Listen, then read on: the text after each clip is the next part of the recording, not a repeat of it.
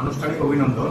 Thank you very much. Thank you. এবং আপনার সাথে যারা শান্ত রয়েছেন সবাইকে অভিনন্দন জানাচ্ছি। আমরা জাস্ট আশা করবো যে আপনারা যখন লিড দিবেন, গত সিলেকশন প্যানেলের কাছে এটা আমরা দেখি নাই, স্পেশালি পরের অংশটাতে একেবারে প্রেস রিলিজের মাধ্যমে টিম দাও আজকে আমরা ব্যাকিং দিচ্ছেন, আমাদেরকে ব্যাখ্যা করছেন, এটা আপনারা কন্টিনিউ করবেন। একটা এক্সপেকটেশনের জায়গাটা আসলে আমরা জানি না। আমার প্রশ্ন হচ্ছে দুইটা। একটা হচ্ছে যে আপনারা গতবারে যে টিমটা রেখেছেন, এটা কি এই কারণে যে গত সিরিজের 3টা ম্যাচ আমরা আনচেঞ্জ 11 নিয়ে খেলেছি? আপনি সাইফের কথা বললেন যে 3টা ম্যাচ নট এনাফ, আপনি 4 জন 11-এর বাইরেই ছিল, তো তাদেরকে তো না খেলিয়ে বাদ দেওয়ার সুযোগই নেই, যদিও অতীতে আমরা দেখেছি বাদ দিয়েছি। এইটা কি একটা রিজন কিনা? এবং সেই ক্ষেত্রে একাদশ নির্বাচন সিলেকশন প্যানেলে কি একটুখানি আরেকটু বড় ভূমিকা থাকবে কিনা ভবিষ্যৎ? আচ্ছা, ধন্যবাদ। আসলে রাইট। আমরা আসলে যেটা বললাম যে আমরা কন্টিনিউটিতে বিশ্বাস করছি। কাউকে না খেলে সুযোগ দেওয়াটার আমাদের কাছে অ্যান্সারটা আসলে আমাদের কাউকে নিয়ে আমাদের কাছে অ্যান্সারটা তো ক্লিয়ার হওয়া দরকার না। আপনি ধরেন যে দুটি ছেলে খেলেছে, মাহিদুল ইসলাম সুযোগ পায়নি, সো ওকে বাদ দিতে হলে আমার নিজের কাছে ক্লিয়ার হতে হবে না আমি কেন বাদ দিব। সো সেটা আমাদের কাছে ছিল না। সো আমাদের কাছে মনে হচ্ছে যেহেতু তারা সুযোগ পেয়েছে, যে জন্যই সুযোগ পেয়েছে, তাদেরকে একটু সুযোগ না দিয়ে বাদ দেওয়া ঠিক হবে না। এটা মূল কারণ ছিল আসলে সেম টিম রেখে দেওয়ার জন্য। আর সেম টিম যারা খেলেছেন, যেটা সাইফ হাসানের কথা হচ্ছে, আমি যেটা আবার মেনশন করছি যে আসলে আমার কাছে মনে হয় যেহেতু তাকে একটা রোল দেওয়া হয়েছে, তাকে একটু সময় দেওয়া উচিত বিফোর মেকিং আনাদার চেঞ্জ। কারণ আমরা তো এমন নিশ্চয়ই করবো যে 3টে ম্যাচ দেখে আরেকজনকে এনে তাকে 2টি ম্যাচ ফেল করলে আবার অন্য কাকে দেখবো, আমরা আসলে এটা করতে চাচ্ছি না। এটা মেন রিজন। আর একাদশ যেটা বললেন, ডেফিনেটলি দেখুন, একাদশ তো মূলত captain and coaches call, but আমি পার্সোনালি ফিল করি সম্ভবত বোর্ডও হয়তো এটা অ্যাকসেপ্ট করবে যে সিলেক্টরদের একটা প্রিফারেন্স বলেন বা একটা মতামত দেওয়ার একটা জায়গা তো অবশ্যই থাকা উচিত বলে আমি মনে করি। ইটস নট দ্যাট যে সিলেক্টরে একাদশও করে দেবেন, বাট সিলেক্টররা তাদের মতামত তারা কি ফিল করছেন সেটা তো তারা জানতে পারবেন বলে আমার বিশ্বাস, এবং সেটা থাকা উচিত বলে আমি মনে করি। জি, আপনারা নাম্বার 4-এ দেখছেন কিনা? ওডিআই ফর্মটা অনেক দিন ধরে কোশ্চেন ছিল, লাস্ট টেস্টটা খেলেছে, শেষ 2টা ম্যাচে 41 করছে number 4।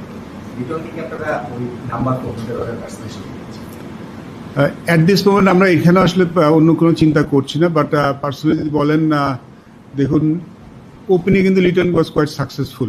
He is one of our best batsman. তাকে নাম্বার 4-এ আনা হয়েছে। আমি যত জানি যে মিডল অর্ডার একটি স্টেবিলিটি করা দরকার, বিকজ মুশফিক রহিম, মাহমুদুল্লাহ চলে যাওয়ার পরে আমাদের আসলে ওইখানে খুব একটা এক্সপিরিয়েন্স নেই সম্বন্ধে। সেই জন্য তাকে আমি মনে লিটনের স্যাক্রিফাইস করেছে এটা যে পিছনে চলে এসেছে, বিকজ আমি জানি যে তিনি নতুন বলে কমফোর্টেবল অনেক বেশি ফিল করেন, সেখানে তিনি ব্যাটিং করে থাকেন। বাট যদিও তিনি টেস্টে 6 নম্বর ব্যাটিং করে থাকেন, but ODI format different ball game. At this moment আমরা আসলে সেখানে চিন্তা ওইভাবে ভাবছি না। বাট ভবিষ্যৎ দেখা যাক কি হয়। But he is one of our best batsman. আমরা চাই তার বেস্টটা যেন তার কাছ থেকে পাওয়া যায়, কীভাবে পাওয়া যায় সেটা আমরা চেষ্টা করবো।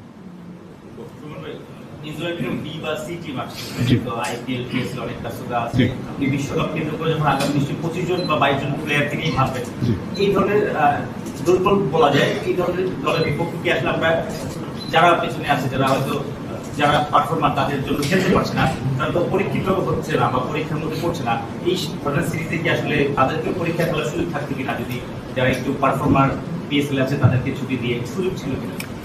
সুযোগ তো ছিল। দেখুন, আমাদের কিন্তু এবছর অনেক সিরিজ আছে, তো আমাদের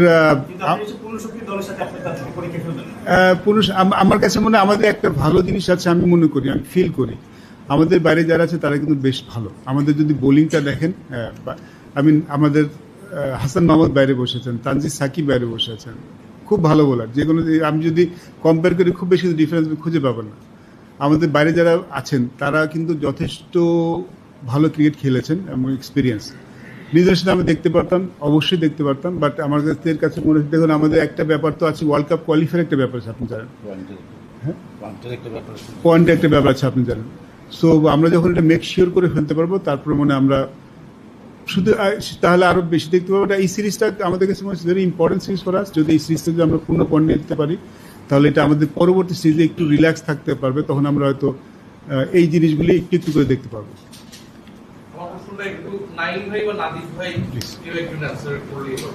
আপনাদের প্রথমবার সিলেক্টর হিসেবে আসা, এর আগে যখন আপনারা প্লেয়ার ছিলেন, তখন ধরেন টিম যখন ফর্ম করে, তখন তো আপনাদের ধরেন যে কিছু কোয়েশ্চেন থাকতো, আছে একে নিল না কেন, তাকে নিল না কেন। এবার যখন টিম ফর্মেশন প্রসেসটার মধ্য দিয়ে গেলেন, সেই এক্সপিরিয়েন্স যদি একটু বলতেন।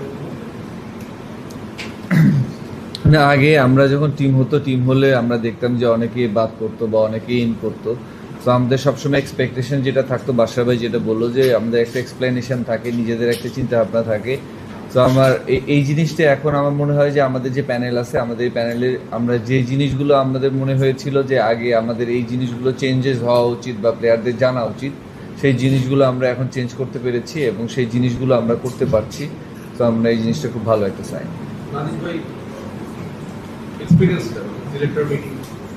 না, সেটাই যে নাইম যেটা বললো যে আগে যেটা হয়েছে, আমরা যে জিনিসগুলো ফিল করেছি, যদি কারোর সাথে ইনজাস্টিস হয়ে থাকে সেই জিনিসগুলো যাতে না হয়, একটা প্লেয়ার অনেক সহজে ঢুকে গেল আবার সহজে বেরোয় গেল, এরকম যাতে না হয়, এই জিনিসগুলো আমরা খুব ভালো মতো খেয়াল রাখবো। একটা প্লেয়ার ঢোকার জন্য তার যথেষ্ট হার্ডওয়ার্ক করেই ঢুকতে হবে, গুড ইনাফ পারফর্ম করে ঢুকতে হবে, আবার যেন ঢুকলাম 1-2 ম্যাচ করে বাদ হয়ে গেলাম এরকম বিষয়টা না হয়। তো আমরা এই জিনিসগুলো খুব কাছ থেকে দেখেছি, এই জিনিসগুলো আমরা খুব ভালো মতো খেয়াল রাখবো এবং আমাদের সাথে যারা আছেন সিলেক্টর শুনতে আছেন, আমরা এই ব্যাপারে ডিসকাস করেছি। তো এই জিনিসগুলো আমরা খুব ভালো মতো দেখি। আমরা দেখেছি আগের বোর্ডে অনেকে আসলে সাকিবকে নিয়ে স্টান্টবাজি করেছেন, এমন হয়েছে যে বিশ্বকাপ ইস্যু সেখানে আলোচনা হয়, সাকিবের প্রসঙ্গটা আনা হয়েছে। আপনি দায়িত্ব নেওয়ার পরেও প্রায় 2বার আসলে আপনাকে এই প্রশ্নের সম্মুখীন হতে হয়েছে। আপনি আসলে চিন্তা করছিলেন যে 27 বিশ্বকাপ পর্যন্ত আসলে সাকিবকে আপনি বিবেচনা করতে চান, যদি সেখানে দেশে ফেরা না ফেরা ভিন্ন প্রসঙ্গ, আপনার সাথে সাকিবের আলোচনা হয়েছে কিনা যে সাকিব খেলতে চায় কিনা বা আপনার প্ল্যানের চেয়ে রয়েছে কিনা? আমার সাথে দু একবার কথা হয়েছে। আমার মূল প্রথমে যখন আমি জিজ্ঞেস করেছিলাম, আসলে আমি জিজ্ঞেস করলাম ইজ ই প্রিপেয়ার্ড, এখন কি করছে, মানে এই যে মানে যেহেতু ও যেখানে আছে ওখানে ক্রিকেটে রেগুলার হয় না, মানে আপনি রেগুলার হয় না, সবসময় ট্রেনিংয়ের পর্যাপ্ত সুযোগ কিন্তু সেখানে নেই, ফিটনেস করা যায়, বাট ক্রিকেটটা আসলে অত রেগুলার হয় না, যদিও ক্রিকেট খেলছে। তো আমি আসলে ওর সাথে এইসব বিষয় নিয়ে বেশি কথা বলেছি, বাকিটা ওর অ্যাভেলেবিলিটা তো পরের বিষয়।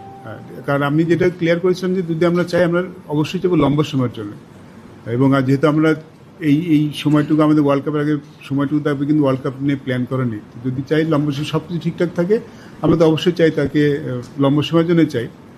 আর আলাপটা আসলে এটাই হয়েছে যে আসলে সে কতখানি prepare, because preparation is very important. International cricket কিন্তু ডিমান্ড লট অফ থিংস, তো ইন্টারন্যাশনাল ক্রিকেট খেলার আগে নিজে প্রিপেয়ার হওয়াটাও অনেক দরকার হয়।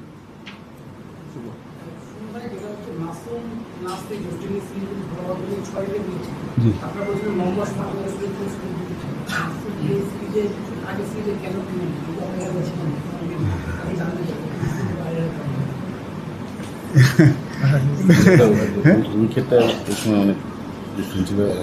শান্ত ছিল ওই সময়, একটু শান্ত এক্সপ্লেন করে ব্যাপারটা একটু বলবি তুই? না, ধন্যবাদ। আসলে নাসিমকে আমরা বেসিক্যালি টি-20 জুড়ে করি, বাট ওয়েস্ট ইন্ডিজের সাথে উইকেটটাও একটা ফ্যাক্টর ছিল, আমাদের উইকেটে একটু স্লো ছিল, টার্নিং ছিল, যার জন্য নাসিমকে আনার পরে কিন্তু ওকে কিন্তু পরে আনা হয়েছে, প্রথমে কিন্তু নাসিম ছিল না। আর ওয়ানডেতে কিন্তু তানভীর লম্বা সময় বোলিং করতে পারেন, আমি মাঝখানে এসে কিন্তু উনি উইকেট নেওয়ার মতন বোলিং করেন। সো ওই ওয়েস্ট ইন্ডিজে ওই সময়টার জন্য নাসিমকে ডাকা হয়েছিল পরে। আমি একটু সৌম্য সরকার সম্বন্ধে জানতে চাই। জি, আমরা যদি পাকিস্তান সিরিজের আগে সিরিজটা দেখি, সে খুব সাকসেসফুল ছিল, ভালো ইনিংস করেছিল, কিন্তু ডোমেস্টিকে হয়তো রিসেন্টলি ভালো পারফর্ম করেনি, লাস্ট সিরিজে একটা ম্যাচও সুযোগ পায়। তো সৌম্যকে এই মুহূর্তে কেমন দেখছেন, বা সৌম্য কি আসলে সুযোগ পাওয়া উচিত, নাকি সাথে কথা হচ্ছে যে সুযোগ পায়, কাকে নিয়ে আপনি? আমি দুদিন প্র্যাকটিস দেখলাম সৌম্য সরকারের। একটা জিনিস খুব আমার ইমপ্রেসিভ লেগেছে, ও যেভাবে অফ-স্পিনটা হ্যান্ডেল করছে, ইটস ভেরি গুড। ওরা কিন্তু একটা মানে স্পিনে একটা মানে যখন সেট হওয়ার আগে একটু দুর্বলতা ছিল, but I think he improved A lot. Is a important asset for the team. আমার মনে হয় আমাদের কিন্তু এই যদি আপনি আমাদের খেলা দেখেন, আমাদের প্রচুর খেলা আছে, তো আমাদের সবাই সুযোগ পাবে, এবং ওর মতো প্লেয়ার খেলার বেঞ্চে বসে থাকা মানে যে আমাদের টিমটা কিন্তু অনেক স্ট্রং। তো সুযোগ ডেফিনেটলি পাবে, বাট অ্যাট দিস মোমেন্ট যদি ও সুযোগ পায়, আমরা এমনও চাই না সৌম্য সরকার এসে আবার 3টা ম্যাচ সুযোগ পাক আবার অন্য কারোর দিকে ফিরে যায়। আমার কথা হচ্ছিল যে আমার পয়েন্ট হচ্ছে, আমি যখন যাকে দেখব তাকে লম্বা ভালো করে দেখব, আবার যখন কাউকে নিয়ে আসবো তাকেও কিন্তু ভালো, যখন কাউকে দেখবো তাকে সুযোগ দিব, আর যখন কাউকে নিয়ে আসবো তাকেও এত সহজে মানে বের করে দিব না। তো যখন যেহেতু সাইফ হাসান খেলেছে, তো আমি জানি না টিম ম্যানেজমেন্ট একাদশ কী ভাবছে, বাট আমার কাছে মনে হচ্ছে তার আরেকটা সুযোগ পাওয়া উচিত। আবার সৌম্য সরকার যখন ফিরে আসবে, এটুকু নিশ্চয় দিতে পারি, সে ওই 2-3টে ম্যাচ খারাপ করলে চলে যাবে না, তিনি যখন খুব লম্বা সময় ধরে খেলবেন।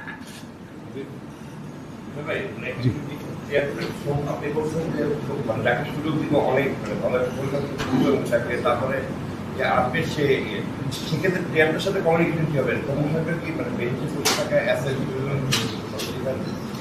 না, আমার মনে হয় এই এক্সপ্লেনেশনটা আমরা ডেফিনেটলি প্লেয়ারদের সাথে অবশ্যই কথা ডেফিনেটলি দেখুন সিলেক্টরদের কিন্তু it's not that part of our job, at same time প্লেয়ারদের মোটিভেট করাটা কিন্তু আমাদের, আমি মনে করি একটু আমাদের রেসপন্সিভ থাকে। যখন কাউকে আমরা খেলাতে পারছি না তার সাথে কথা বলা, তাকে ক্লিয়ার পিকচারটা দেওয়াটা কিন্তু খুব ইম্পর্টেন্ট। আমরা ডেফিনেটলি সেটা করবো, কারণ আমরা জাস্ট টিমটা দিয়ে আমাদের দায়িত্ব শেষ আমার মনে হয় না। আমাদের যারা আছেন যারা নেই তাদের সাথে কথা বলা কি খুব ইম্পর্টেন্ট, বিকজ আপনি যদি আমাদের খেলা দেখেন আমাদের কিন্তু প্রচুর খেলা আছে, তো আমাদের শুধু 15 জন নিয়ে চিন্তা করলে হবে না। আমার মনে হয় আমাদের চিন্তা ভাবনাটা 25 কিংবা 30 জন নিয়েই করতে হবে, এবং তাদের সবাইকে যেন আমরা মোটিভেট করে রাখতে পারি, সেটাও কিন্তু আমাদের পার্ট অফ আমাদের জব বলে মনে হয়।